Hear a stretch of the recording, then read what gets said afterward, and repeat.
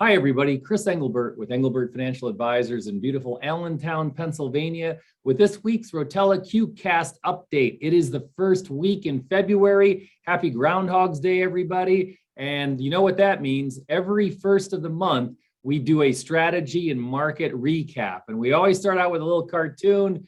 Yep, it's really starting to come down. Is that snow? No, it's the markets.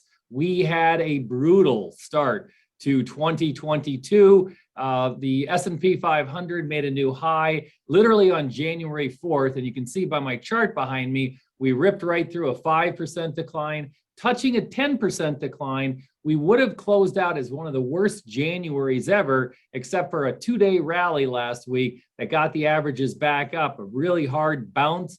And we saw the S&P 500 close January down 5.36% instead of the almost 10% that it was at one point during the month. So again, we came in, we saw a real big decline right off the bat. Now, what does this mean? Again, if you remember from our market 2022 outlook, we think that 2022 is the year of gas and brake. And what we mean by that is, hey, things aren't great, all of a sudden brake. Hey, things are good, all of a sudden gas. Now, one of the things that we wanted to point out was that last week, we were seeing numbers, sentiment numbers that were worse than March of 2020. And if you remember March of 2020, the market rolled over about 35% in 2.5 weeks. So we shut down our economy, which we'd never done before. The markets bottomed in March of 2020 and then took off on one big ride on the upside. So we saw sentiment numbers last week that were worse than March of 2020. People worried about Russia going into Ukraine, the Fed talking about 3, 4, 5 rate hikes out there. And lo and behold, everybody went out,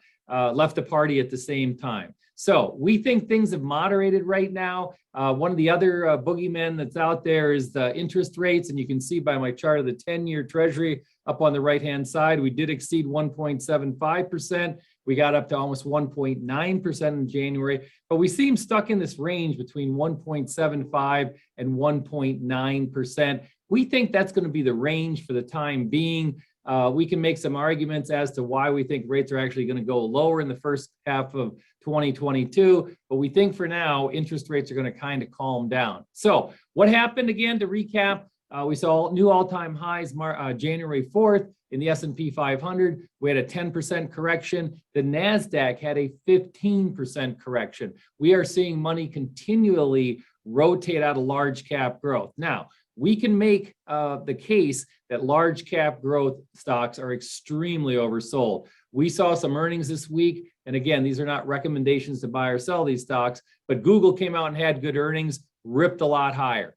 Facebook came out, had okay earnings, sold off sharply, one of the biggest market sell-offs in an individual stock that we've ever seen as far as Facebook or what they call metaverse now. But underneath the surface, we've also seen small mid-cap stocks take a 20% hit from their recent high. Again, we think the markets are oversold, but remember, we think it's gas and brake. We could have a pretty good rally from here, but by the end of the year, you may see the S&P 500 not really go anywhere.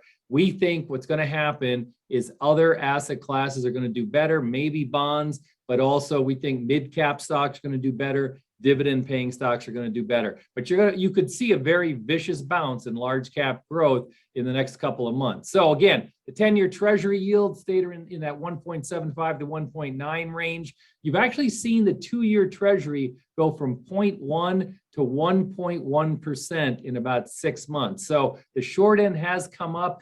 People are worried about the yield curve flattening out. And then again, the boogeyman that may be out there is if the yield curve ever inverts, which means the short end of rates are higher than long end rates, that portends a recession.